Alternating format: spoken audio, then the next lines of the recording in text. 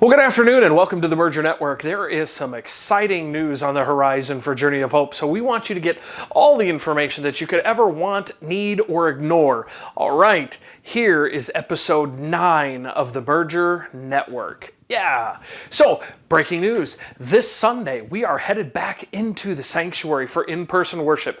Now, you need to know that there are a lot of things which will be different when we return. So this entire episode of the Merger Network is devoted to this one topic.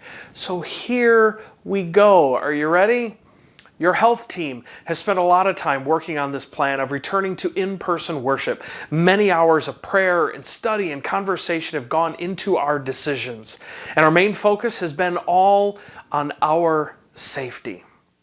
So before I get into the details of how this is going to work and what you can expect when you enter the building this Sunday if you're coming, I want to speak to the 40% of you.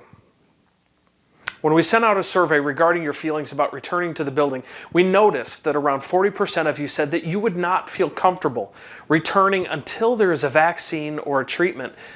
We hear you. We understand you, and we celebrate you.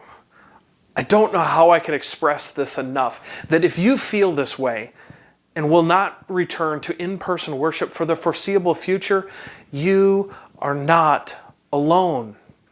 You may feel like you're on an island. You may feel like you are the last person on the latest version of Survivor, or maybe you've begun conversations with Wilson, but you're not alone. Well, maybe you are if you're talking to a made-up volleyball, but please understand that there are many others who feel the same way. You can stay home and still worship online with us. Also, if you're not feeling well, if you're exhibiting any symptoms of the virus like a fever, body aches, coughing, difficulty breathing, and others, or part of that high-risk category, please stay home. We will eventually return as the pandemic eases. It will ease, right? Yes, we have this hope on this journey that we are on. So, for those of you who are planning on joining us this Sunday for worship in the building, here's what you need to know. First, get here early. I know this is not the norm, but in order to alleviate the bottlenecks at entrances, we encourage you to arrive early. You'll be able to enter through 2 doors, the tower entrance and the sunrise room entrance. Now, if you're wondering, the tower entrance is on the northwest corner of the building by the big parking lot. The sunrise room entrance is under the carport on the east side of the building. Now, when you enter on Sunday morning, you will be met by Nurse Ratched. Wait, is that right? Nurse Ratched? No, that can't be. Well, actually, you will be met by a couple of greeters who will quickly scan you for a temperature and verify that you're not experiencing any of the symptoms. They will guide you to the sanctuary where you will find the maitre d'. I like that word better than ushers right now anyway. You'll be led to your seat, which has been systematically designed to be 6 feet away from everything else. Some type of geographical oddity that must be. Well, you'll also be required to wear face masks. Now, this probably doesn't need to be said, but we're not talking about Corey Crawford's goalie mask, and we're certainly not talking about the mask worn by the Phantom. We're speaking of the ones that cover your mouth and nose. Now, disposable ones work, so do the N95s, but maybe you want to be fashionable and show off your passions with a mask designed around your hobbies, maybe your favorite movies or artist, or maybe just a phrase. Either way, you're required to wear one while in the building. Now, just to let you know, I will not be wearing one, especially when I'm preaching, as it is difficult for some to hear and understand if they can't see my lips. However, leaders during the worship service will be distanced from the congregation at an even greater distance to maintain safety. We will worship together in the sanctuary. However, we are limited to 50 people in that room. We've spoken with our fire chief, who has assured us that we could also have 50 in the community room. So once we have reached our seating capacity in the sanctuary, we will begin seating in the community room, where there will be a projector and a screen set up for viewing of the worship service. We know this isn't ideal, but we're making do with what we have.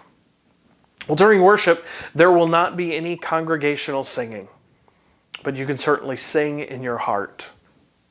Offering baskets will be placed by the exits for your convenience, and bulletins will be placed on your seats before you even arrive.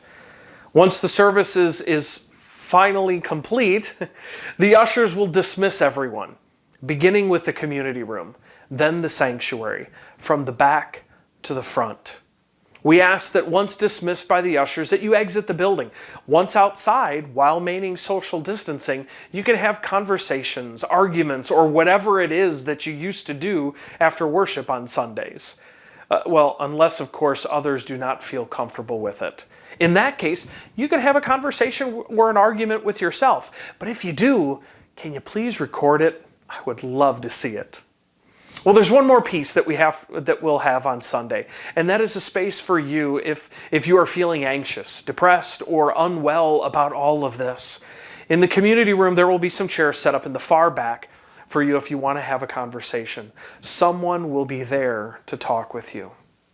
Now, I know I'm forgetting something, but I ask that you'll be patient with me and with the leadership of the church as we work through all of these changes to keep the environment as safe as possible. We will make mistakes. Will we forget something? Absolutely.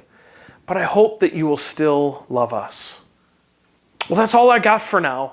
And I hope that you're going to continue tuning into the Merger Network as new episodes come out, as we share more information about maybe some other staff and other ministry opportunities that are coming up.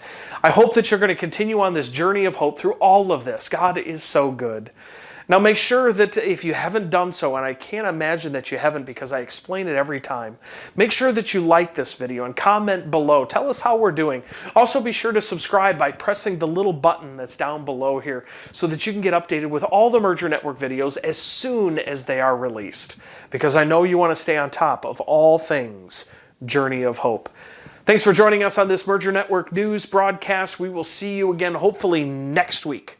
Thanks for joining us.